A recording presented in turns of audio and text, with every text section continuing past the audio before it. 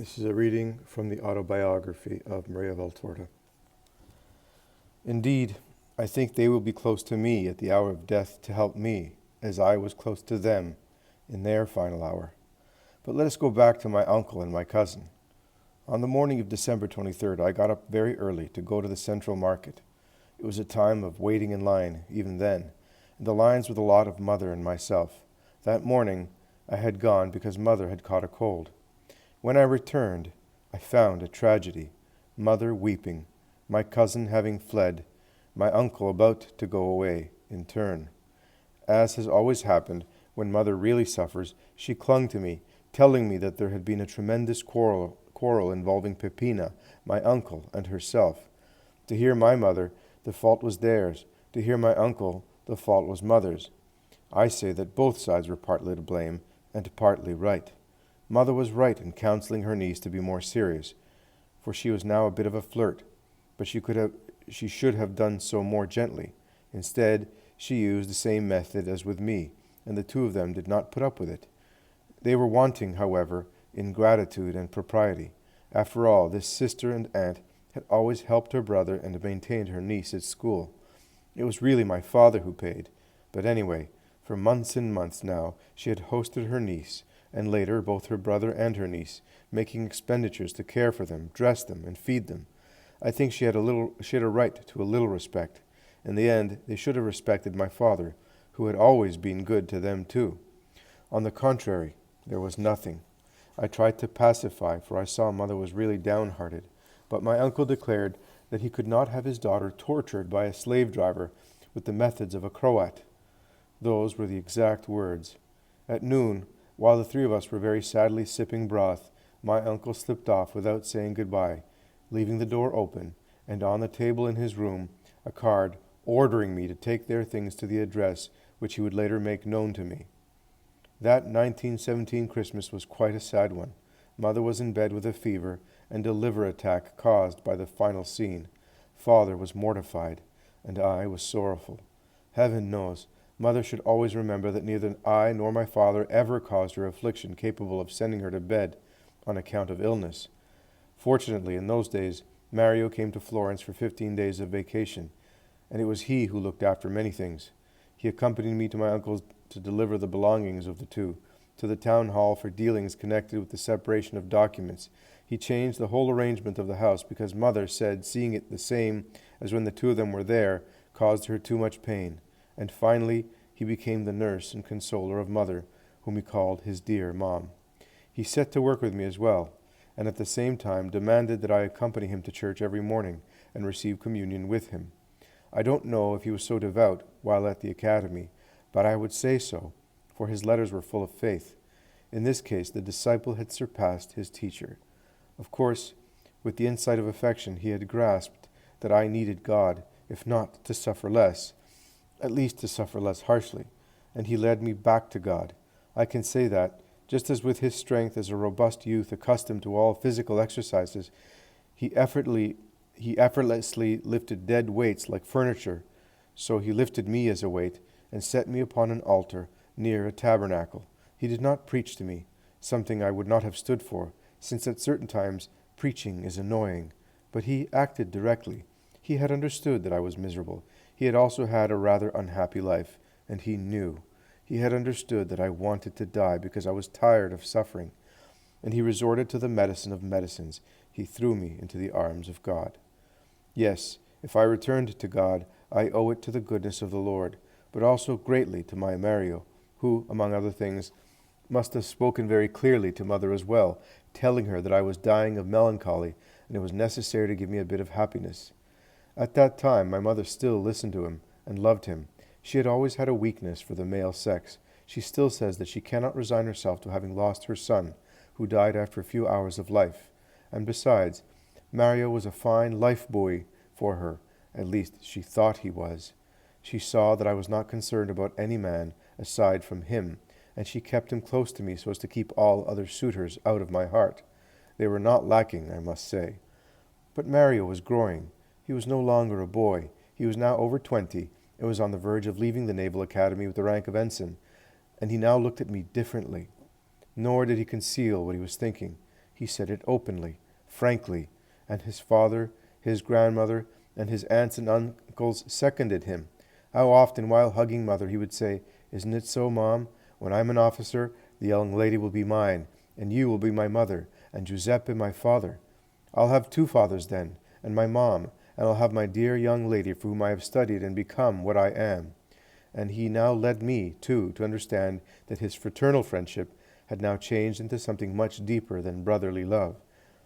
But I did not want to hear of it, and for two reasons. The first was that I now felt incapable of loving a man with my soul and my body. You will ask, why?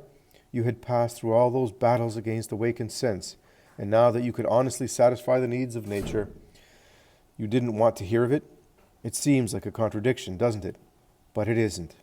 The fact that I had cruelly had my freedom to love taken away, and taken away with embellishment of certain explanations which had numbed the limpidity of my virginal heart, utterly unaware of certain physiological and instinctive laws, just as a stone thrown into a limpid pool stirs up the bottom and causes the mud deposited there to rise up, had greatly disturbed me.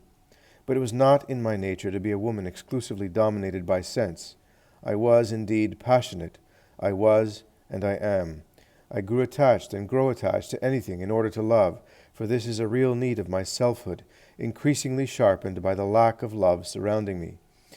As a young person, I loved the creature intensely.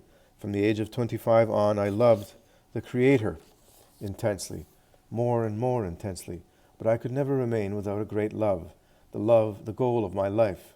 I was then passionate, perhaps it is better to say impassioned, but not sensual. There is a marked difference, though it does not appear at first sight, between naturally vicious creatures and those who are led to undergo storms of sense through a set of circumstances willed by men around us, and by the enemy, who constantly observes us. When in a summer sky storm clouds laden with lightning and hail form, it is inevitable that the storm should break out, but it does not always become destructive. When a microbe assails a person, it does not always wreak the same havoc. If the person is inclined towards that specific malady, the microbe prospers and leads to death. But if the person is from birth resistant to that microbe, it does not succeed in taking root, and is sterilized by the full-bodied blood of the one infected.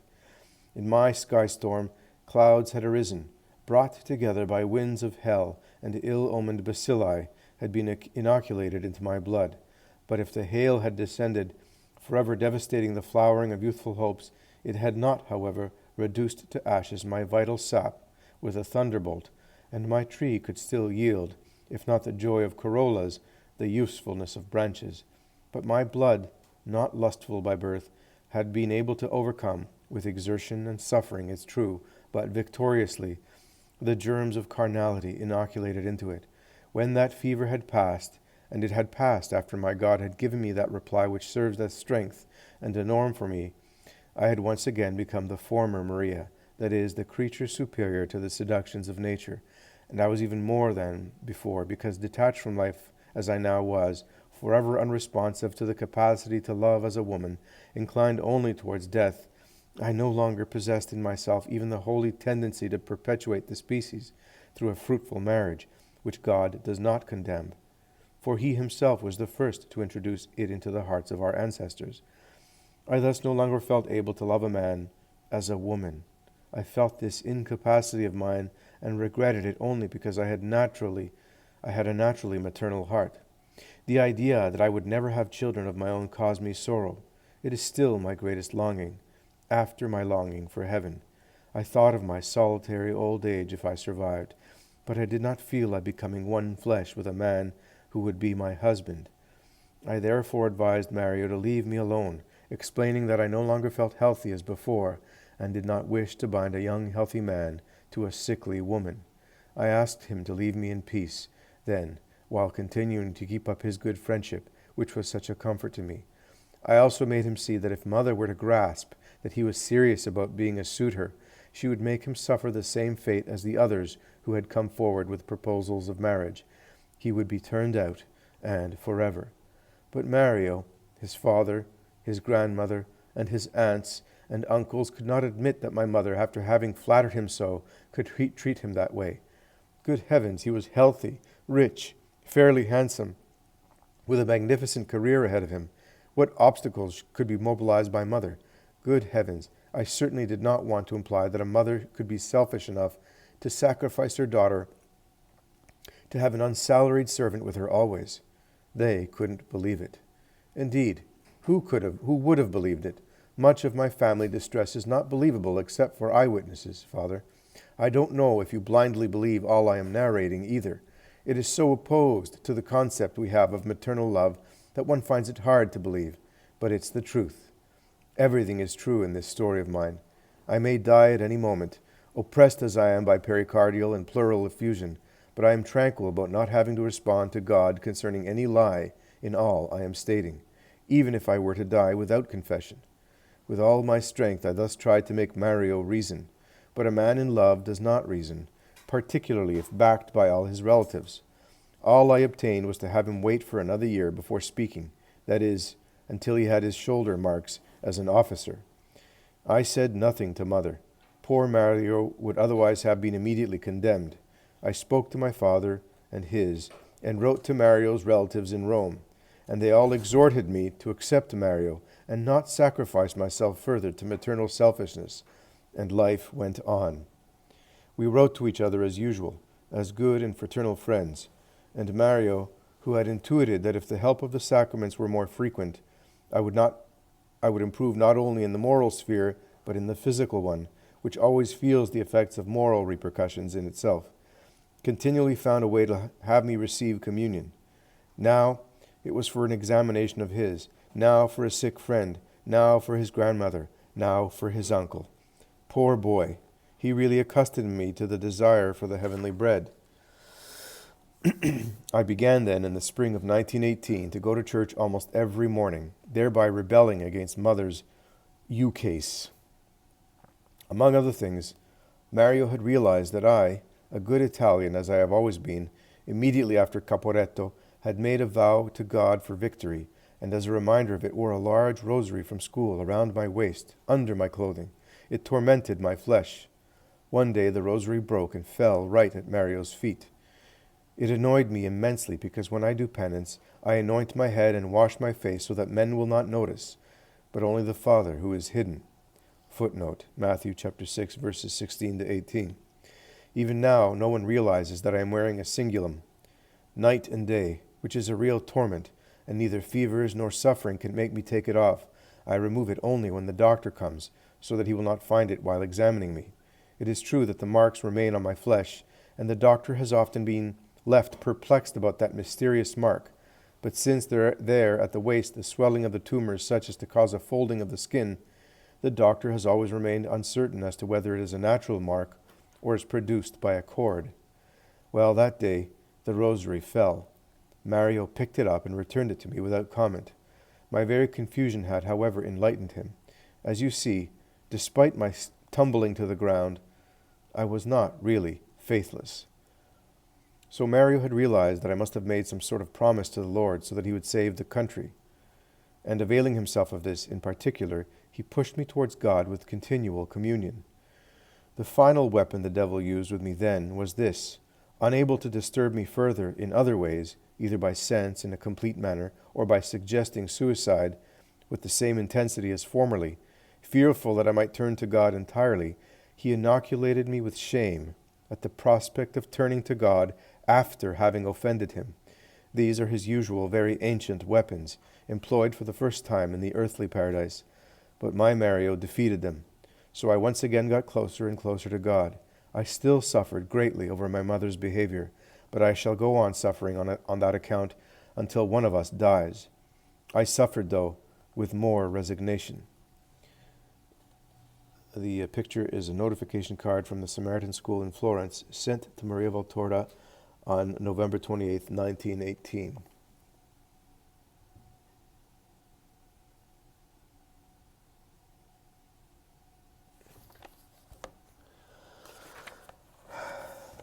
It was then that I dethroned to the Virgin on my night table and placed there the heart of Jesus, which remains still and has never left me, accompanying me to Calabria, Cremona, and everywhere I went for longer or shorter periods. Mario and my wounds joined me to God.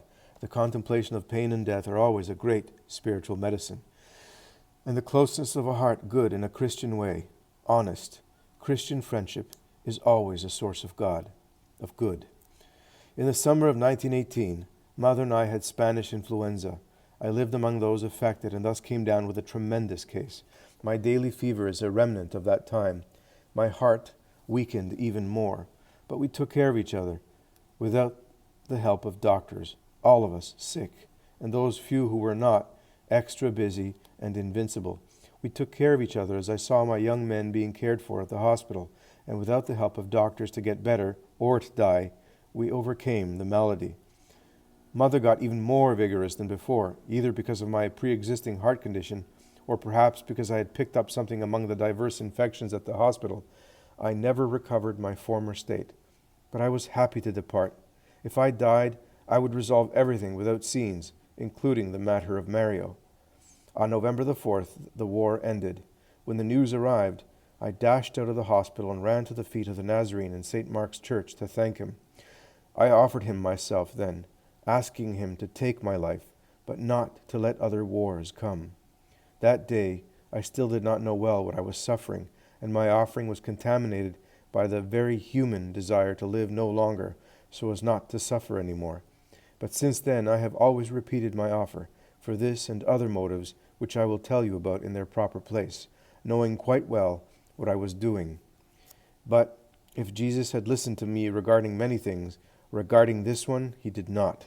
From 1918 to the present, many other wars have slain the sons of Italy, and perhaps I shall die while the most tremendous of these wars is taking place.